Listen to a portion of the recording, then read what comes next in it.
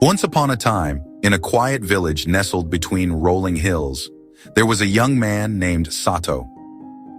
Sato had always been a quiet soul, content with the simplicity of life. He worked as a gardener for the village temple, tending to the beautiful, serene landscape surrounding the monk's abode.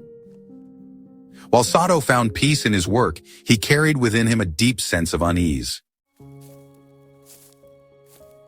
Sato had watched his friends grow up, get married, and build families, while he remained alone. His friends were busy with their lives, and they always seemed to be ahead, achieving what they dreamed of. But Sato felt stuck, unsure of where he was headed.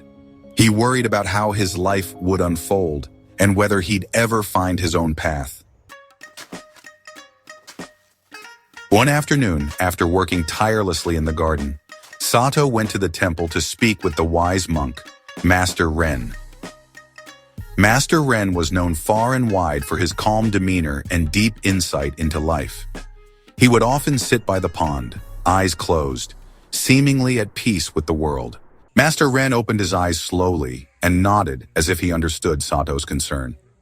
He gestured for Sato to sit next to him by the pond. "Sato," the monk said, "let me tell you a story." Sato leaned in, eager to hear the wisdom the monk would share. Many years ago, Master Ren began, there was a small bamboo shoot that sprouted on this very hill. It was delicate, and for the first few months, it hardly grew at all. The other plants around it, the trees and flowers, seemed to flourish, reaching toward the sky, while the bamboo remained small and frail. The other plants would often mock the bamboo, saying, "Why do you take so long to grow? Why do you remain so small?" The bamboo did not respond, but it continued to stretch its roots deep into the earth, drawing nourishment from the soil. Seasons passed, and the bamboo grew taller, though still not as quickly as the other plants. One day, a great storm came to the valley. The wind howled, the trees bent, and the flowers were uprooted.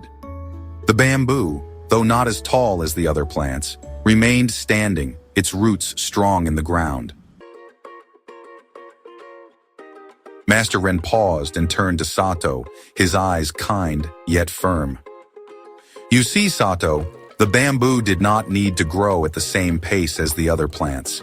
It moved at its own pace, drawing strength from its roots, becoming strong in its own time. When the storm came, it was the bamboo that stood firm, while others fell. Life, too, moves at its own pace for each of us. We cannot compare our journey to others, for we are all on different paths, with different lessons to learn. You are not behind, Sato. You are exactly where you need to be." Sato listened quietly, feeling a sense of calm wash over him. He realized that he had been rushing through life, measuring himself against the achievements of others. But in that moment, he understood. Just as the bamboo had taken its time to grow strong, so too could he take his own time to find his place in the world. Sato stood up, his heart lighter than before. He bowed deeply to Master Ren, thanking him for his wisdom. As he left the temple, he felt a sense of peace within himself. The world outside still moved at its own pace, and his friends were still on their own journeys. But now, Sato knew that he, too, was exactly where he was meant to be.